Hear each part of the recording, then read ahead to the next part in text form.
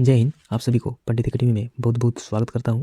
हम लोग झारखंड पुलिस परीक्षा के लिए सामान्य हिंदी के पेपर 1 पेपर 2 के लिए सामान्य हिंदी व्याकरण को आज हम लोग संज्ञा, कारक और समास को पूरे तीनों को कवर करने वाले हैं। तो हमारे साथ बने रहिएगा। इसका पूरा कॉन्सेप्ट, परिभाषा, इसका भेद पूरा इसको हम लोग कवर करने वाले हैं। तो हमारे साथ वीडियो के लास्ट तक बने रहिएगा। अगर पहली बार आए हैं तो चैनल को सब्सक्राइब कर लीजिएगा। तो इसको शुरू करते हैं। संज्ञा है पहले। संज्ञा किसको कहते हैं? संज्ञा आपको मालूम होगा। संज्ञा किसी प्राणी में क्या आ जाएगा? राम, कृष्ण, यानी कि किसी मनुष्य का नाम आ जाएगा। वस्तु जैसे आपका मेज हो जाएगा, कुर्सी हो जाएगा, टेबल हो जाएगा, कलम हो जाएगा, कॉपी हो जाएगा, ये आपका वस्तु आ जाएगा। स्थान किसी खास स्थान को, जैसे बिहार हो गया, भारत हो गया, झारखंड हो गया, भागलपुर हो गया, ये सब स्थान के नाम है। और भाव के नाम कैसे हैं?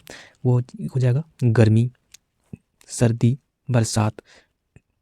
ये स्वभाव, यानी कि भाव मतलब होता है स्वभाव। जैसे कि आज का मौसम का स्वभाव गर्मी है, सर्दी है, जाड़ा है, या जो भी है वो आपका स्वभाव बताता है, जो स्वभाव बताता हो। जैसे कि मिठाई का स्वभाव क्या है? मीठास होना। नीम का स्वभाव क्या है? कड़वा होना। तो ये जो स्वभाव बताता हो तो वो हो जाएगा आपका संज्ञा हो जाएगा। किसी प्राणी, वस्तु, स्थान और भाव के नाम को संज्ञा कहते हैं। तो यहाँ पर आपको शायद ये कॉन्सेप्ट क्लियर हो गया होगा कि संज्ञा किसे कहते हैं। अब संज्ञा के भेद जैसे जानते हैं कि संज्ञा का भेद 5 हैं। संज्ञा के 5 भेद कौन कौन से हैं? तो ये हैं: एक व्यक्तिवाचक संज्ञा, जातिवाचक संज्ञा, भाववाचक संज्ञा, समूहवाचक संज्ञा, और एक द्रव्यवाचक संज्ञा होता है। द्रव्यवाचक संज्ञा, ये 5 भेद होते हैं। अब एक एक करके हम लोग इसको पढ़ेंगे। जातिवाचक संज्ञा किसको कहते हैं? व्यक्तिवाचक संज्ञा किसको कहते हैं? तो ये व्यक्तिवाचक संज्ञा उसको कहेंगे किसी विशेष प्राणी, स्थान या वस्तु के नाम को व्यक्तिवाचक संज्ञा कहेंगे। किसी विशेष प्राणी, स्थान या वस्तु को जो विशेष हो। जैसे कि हो जाएगा राम एक विशेष लड़का का नाम है। सीता एक विशेष लड़की का नाम है। हिमालय जो है ये विशेष स्थान का नाम है। गंगा, ये सब क्या है? विशेष नाम है। तो उसको क्या कहेंगे? विशेष नाम को व्यक्तिवाचक संज्ञा कहेंगे। उसी तरह जातिवाचक संज्ञा में क्या हो जाएगा? जिस संज्ञा से किसी जाति के संपूर्ण पदार्थ का बोध हो, जिसमें संपूर्ण पदार्थ का बोध हो, उसे व्यक्तिवाचक संज्ञा कहेंगे। जैसे गाय की पूरी जाति का बोध हो रहा है, पूरा गाय जाति का। जैसे कोई गाय क्या होता है? कोई बड़ी गाय है, छोटी गाय है, काली गाय है, सफ़ेद गाय है, ये पूरे गाय जाति का बोध हो तो उसको व्यक्तिवाचक कहेंगे। अब घोड़ा में भी पूरी घोड़े का जाति का बोध हो। जैसे कि कम दौड़ने वाला घोड़ा, तेज दौड़ने वाला घोड़ा, पूरी जाति का बोध हो रहा है यहाँ पे, तो उसको हम लोग जातिवाचक कहेंगे। फूल हो जाएगा, फल हो जाएगा, ये सब क्या है? ये जातिवाचक संज्ञा। आगे हम लोग देखते हैं भाववाचक में। भाववाचक संज्ञा, जिस संज्ञा से किसी वस्तु या व्यक्ति के गुण, धर्म और स्वभाव का बोध हो। जो गुण बताता हो या धर्म बताता हो या उसका स्वभाव बताता हो, उसको भाववाचक संज्ञा कहेंगे। जैसे कि बुढ़ापा, चतुराई, मिठास, मित्रता, बचपन, सुंदरता, ये सब क्या बता रहा है? उसके गुण बता रहा है, धर्म बता रहा है और स्वभाव बता रहा है।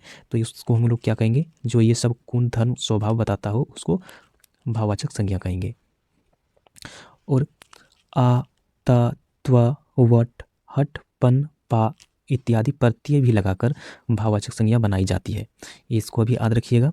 आई, ता, त्व, वट, हट, पन, पा इत्यादि प्रत्यय लगाकर भाववाचक संज्ञा बनाई जाती है।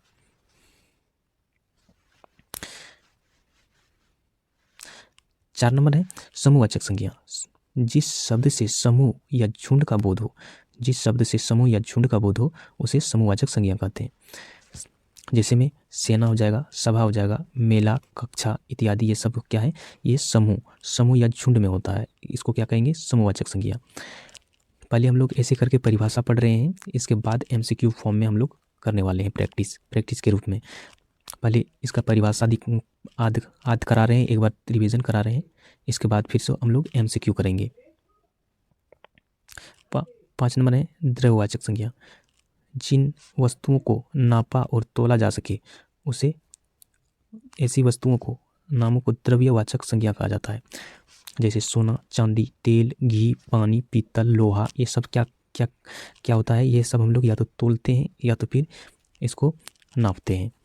इसको क्या कहेंगे? द्रववाचक संज्ञा। अब है हम लोग कारक। कारक को इसको पढ़ेंगे। कारक किसको कहा जाता है? पहले कारक को समझते हैं। कारक किसको कहते हैं? कारक का जो शाब्दिक अर्थ होता है वो काम करने वाला होता है। जो काम कर रहा है उसको हम लोग कारक कहते हैं, कहेंगे। काम करने वाला निश्चित रूप से किसी क्रिया का संपादन करता है। कारक का मूल उद्देश्य किसी क्रिया का संपादन करना है। जो हम कह सकते हैं कि जो क्रिया की उत्पत्ति में सहायक हो उसे ही कारक कहते हैं। इसका परिभाषा हो जाएगा कारक का, जो क्रिया की उत्पत्ति में सहायक हो उसे कारक कहेंगे।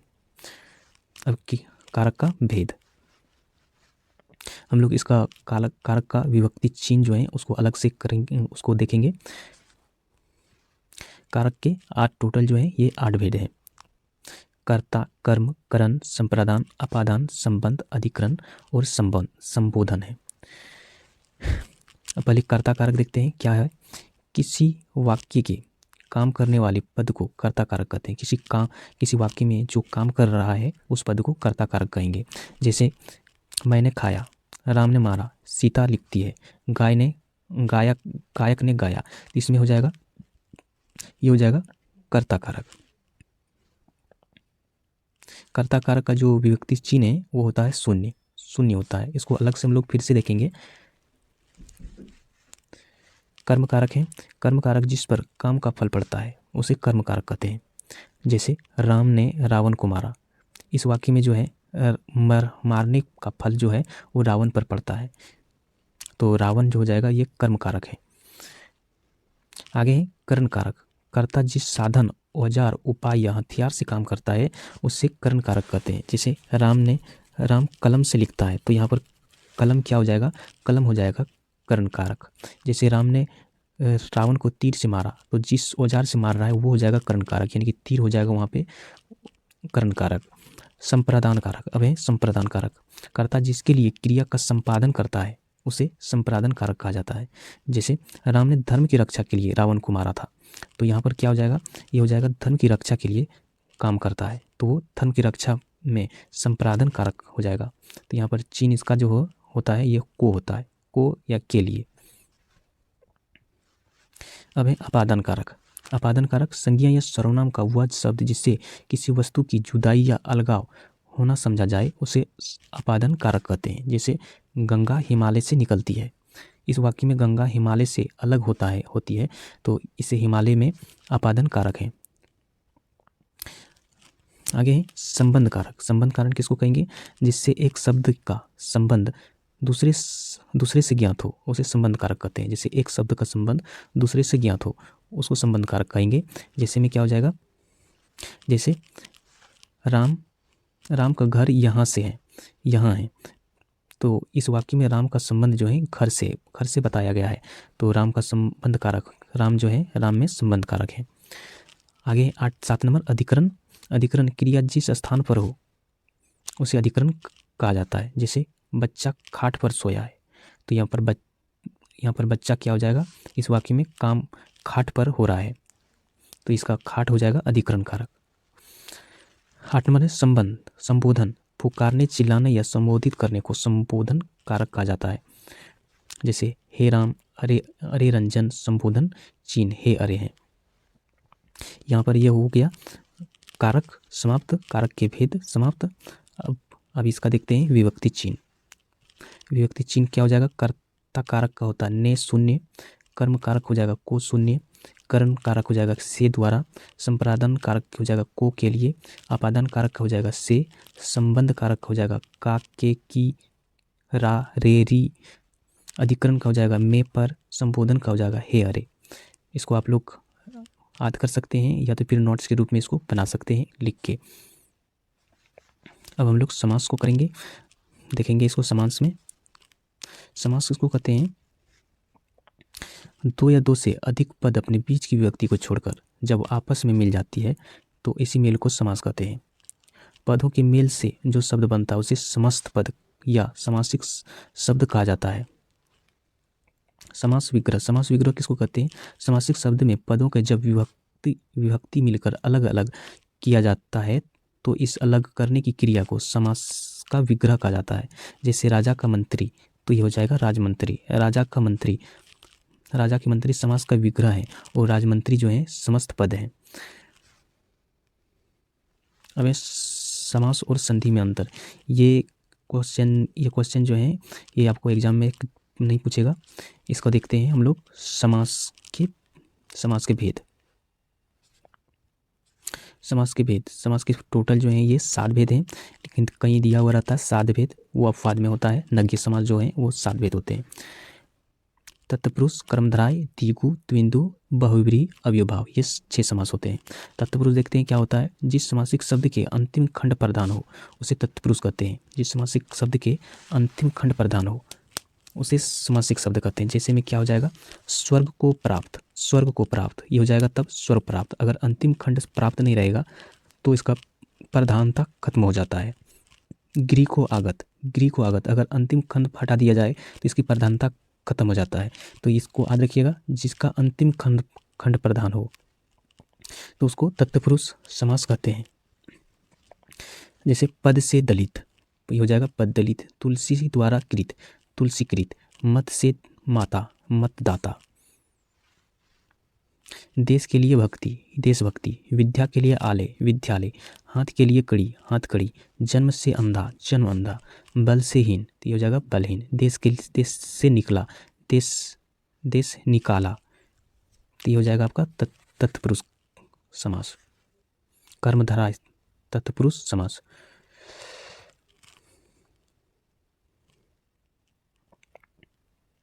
अब है 2 नंबर कर्मधारय समास का।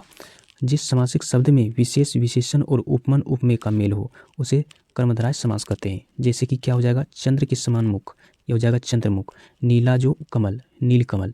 उदर चितवाला, उदार चेता, तो ये हो जाएगा आपका कर्मधारय।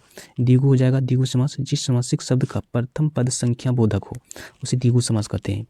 प्रथम पद जो हो उसे संख्या बोधक, जैसे कि दूसरा पहर, तो ये पहला जो है ये संख्या बोधक है। 3 नेत्र, पहला शब्द है आपका संख्या बोधक। 3 लोकों का समूह, त्रिलोक, तो ये है आपका संख्या बोधक।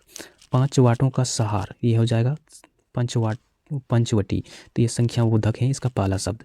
तो याद रखिएगा, पहला जिसका शब्द संख्या बोधक हो वो द्विगु समास होगा। द्विंदु समास, जिस समासिक शब्द के सभी पद प्रधान हो उसे द्विंदु समास कहते हैं। जैसे कि गौरी और शंकर, ये दोनों पद प्रधान है, दोनों पद इसमें प्रधान है, तो हो जाएगा द्विंदु समास। सीता और राम, ये दोनों प्रधान है पद। राधा और कृष्ण, ये हो जाएगा द्विंदु समास। बहुव्रीहि समास, जो समस्त पद अपने सामान्य अर्थ को छोड़कर विशेष अर्थ बतलावे उसे बहुव्रीहि समास कहते हैं। जैसे कि जिसके सिर पर चंद्रमा हो जाएगा चंद्रशेखर। लंबा है उदर जिसका, ये हो जाएगा लंबोदर। 2 बार जन्म हो जिसका, ये हो जाएगा द्विज। मुरली हो धारण करने वाला, ये हो जाएगा मुरलीधरन। अब है अव्ययभाव समास, जिस समासिक शब्द का रूप कभी नहीं बदलता है उसे अव्ययभाव समास कहा जाता है। जिस समासिक शब्द का शब्द कभी नहीं बदलता उसे क्या कहते हैं, उसे अव्ययभाव समास कहते हैं। जैसे 3 दिन, प्रतिदिन। जन्म भर, अजन्म। बिना अर्थ का, व्यर्थ। शक्ति भर, अथाशक्ति। हर पल, प्रतिपल। अज्ञात के अनुसार, अज्ञान अनुसार, तो ये हो जाएगा आपका अव्ययभाव समास। ये नग्य समास जो 7 नंबर में है ये आपका अपवाद में है, यहाँ से आपको क्वेश्चन देखने को नहीं मिलेगा। तो ये था आपका संज्ञा, कारक और समास। यहाँ पर ये वीडियो समाप्त होता है। अब नेक्स्ट वीडियो में आप लोगों के लिए पर्यायवाची शब्द और कुछ प्रैक्टिस के लिए MCQ फॉर्मेट लेके आएंगे। तो अगले वीडियो में हम फिर मिलते हैं। ये वीडियो आप लोगों को कैसा लगा हमें कमेंट में बता दीजिएगा।